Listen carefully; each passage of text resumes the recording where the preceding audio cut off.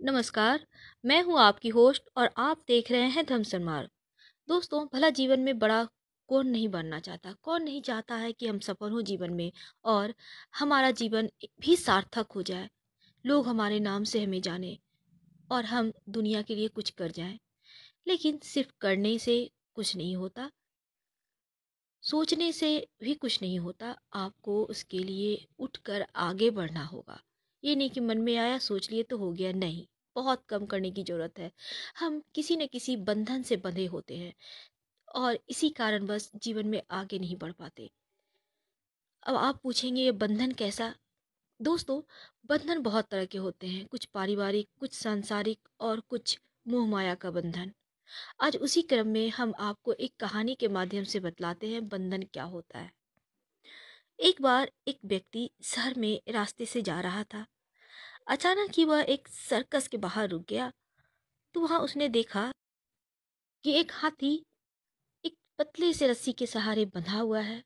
तो वह सोचने लगा, जो हाथी जाली, मोटे चैन या कड़ी को भी तोड़ देने की शक्ति रखता है, वह एक साधारण रस्सी से बंधे होने पर भी कुछ क्यों नहीं कर पा रहा है। उस व्यक्ति ने तभी देखा कि हाथी के पास में एक ट्रेनर जो हाथी का था, जो ट्रेन करता था, वो भी था।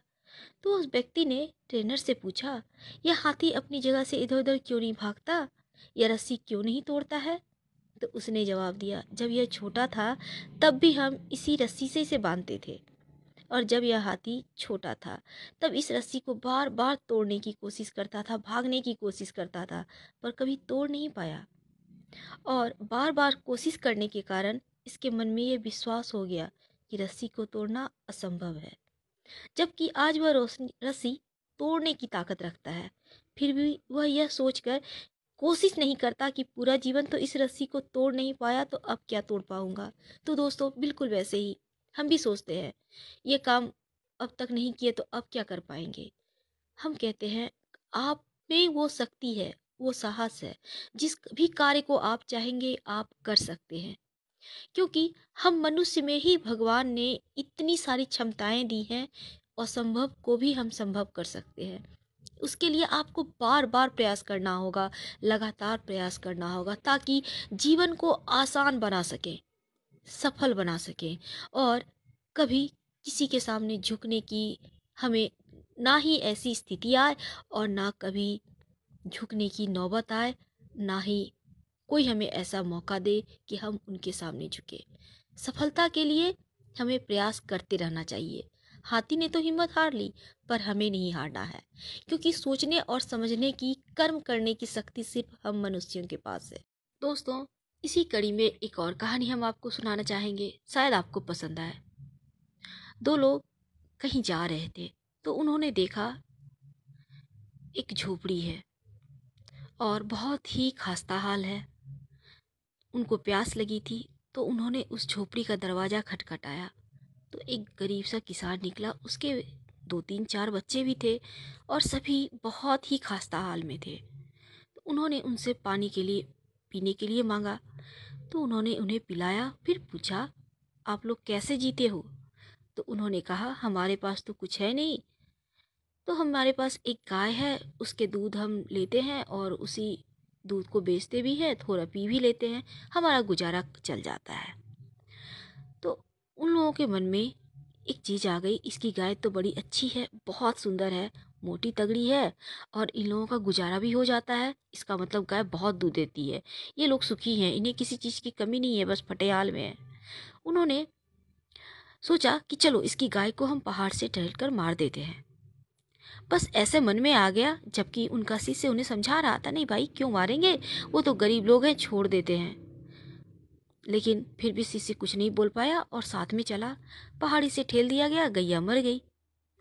अब बात आई गई होगी, लेकिन शिष्य के मन में ये बात बहुत समय तक कचोटती रही, हमने ये पाप किया क्यों। लेकिन बहुत समय बीत गया, उनके गुरु भी मर गए। अब जब 15-20 साल करीब हो गए, तो शिष्य सोचा कि चलो हम तो सफल हो गए, कुछ हेल्प कराते हैं उस किसान की, पता नहीं क्या हाल में होंगे। जब वो वहाँ आता है गांव में, तो देखता है झोपड़ी की जगह पक्के के मकान हो चुके हैं और वहाँ आसपास जो जंगली एरिया था वहाँ फलों के बगीचे हैं। तो फिर देखता है एक आदमी है बगीचे में। उसके पास पहुंचा तो वो तो पहचान गया, तो अरे वही तो किसान है। तो फिर बोलता है, आपने हमें पहचाना? तो किसान बोला, भला मैं आपको कैसे भूल सकता हूँ।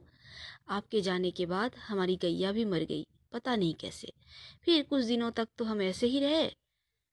फिर हमने लकड़ियाँ बेचना शुरू कर दी, इस जंगल को काटा, साफ किया, थोड़े पेड़ लगाए, धीरे धीरे हमने फलों के बगीचे लगाए।